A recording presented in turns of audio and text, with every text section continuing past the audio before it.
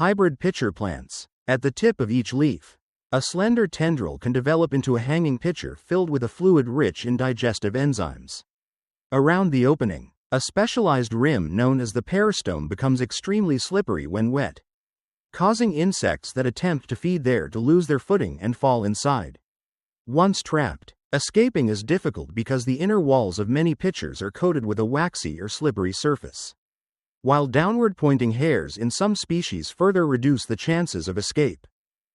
Inside the pitcher, prey is gradually broken down by digestive enzymes, and in some species with the help of naturally occurring microorganisms living in the pitcher fluid. The nutrients released, particularly nitrogen and phosphorus, allow the plant to survive in nutrient-poor soils where ordinary roots alone cannot obtain enough essential minerals.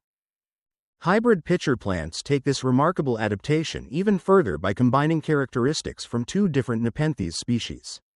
The resulting pitchers may be unusually large, display broader peristomes, more vivid colors, distinctive striping, or unique shapes that differ from either parent species. Some hybrids occur naturally where closely related species grow side by side and flower at the same time, allowing insects to transfer pollen between them. Others are deliberately created by horticulturists, producing combinations that would rarely or never occur in the wild. A single hybrid may inherit the size of one parent while displaying the coloration, peristome structure, lid shape, or pitcher form of the other.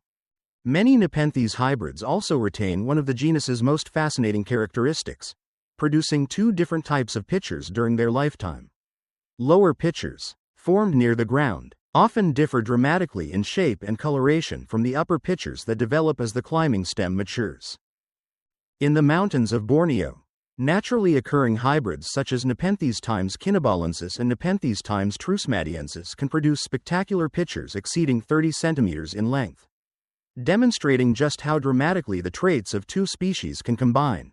Despite their extraordinary diversity, all of these pitchers perform the same essential function: attracting, trapping, digesting, and absorbing nutrients from small animals to compensate for the poor soils in which these remarkable carnivorous plants have evolved. Gasteraloe. At first glance, its compact rosette hides an unusual botanical combination.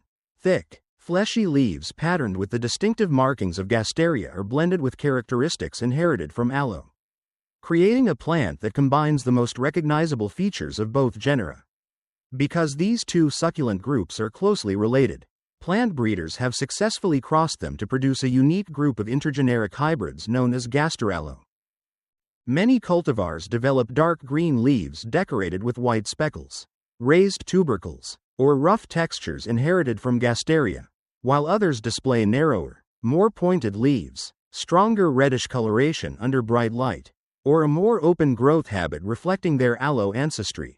These features are more than ornamental. Like both parent genera, the thick succulent leaves store water efficiently, allowing the plants to withstand extended periods of drought.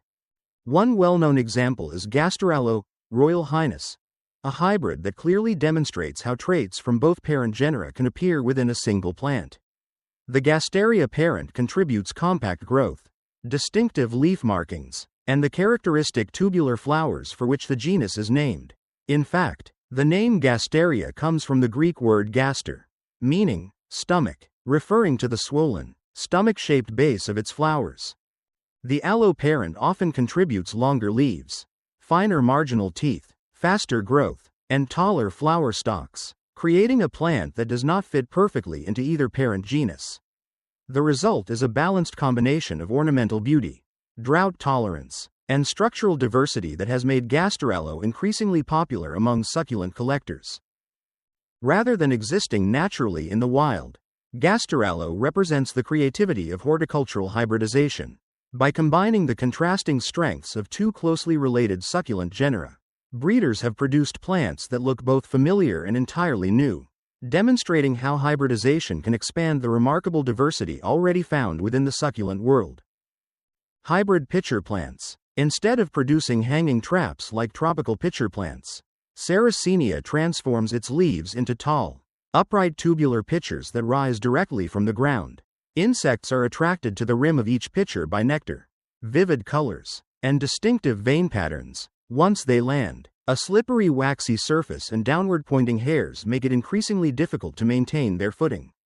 Those that fall inside become trapped, where digestive enzymes and naturally occurring microorganisms gradually break down the prey, providing valuable nutrients, especially nitrogen and phosphorus, that are scarce in the nutrient-poor bogs where these remarkable plants naturally grow. When different Sarracenia species hybridize, the resulting pitchers can inherit striking combinations of height, shape, coloration, and patterning from both parents. One of the best-known natural hybrids occurs in the southeastern United States, where Sarracenia flava crosses with Sarracenia leucophylla to produce Sarracenia times morae. The tall stature of S. flava combines with the brilliant white upper pitchers and intricate red veining characteristic of S. leucophylla, creating some of the most spectacular pitcher plants found in nature. Many individuals grow even larger and display more dramatic coloration than either parent species, illustrating the remarkable effects of natural hybridization. Like all North American pitcher plants, these hybrids retain the same ingenious trapping mechanism despite their diverse appearances. Their elegant tubular leaves continue to lure, capture, and digest insects while thriving in acidic wetlands where most other plants struggle to obtain sufficient nutrients. An additional adaptation makes Sarracenia even more remarkable. The plants typically produce their large, nodding flowers before the new pitchers fully develop, reducing the chance that visiting pollinators will become trapped by the very leaves responsible for feeding the plant. This careful separation of flowering and trapping helps ensure successful reproduction while preserving one of the most effective carnivorous plant strategies in the natural world. Hybrid caladiums. Few ornamental plants transform foliage into living works of art quite like hybrid caladiums.